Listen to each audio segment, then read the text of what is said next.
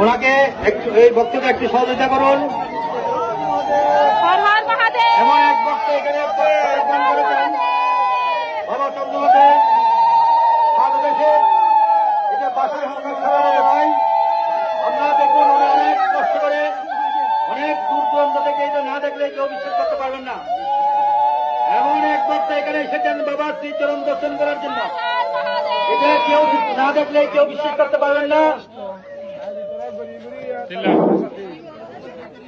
যেন বাবার চরণ দর্শন করার জন্য এমন এক ভক্ত এখানে এসেছেন, ওনার জীবন সার্থক হোক, ধন্য হোক।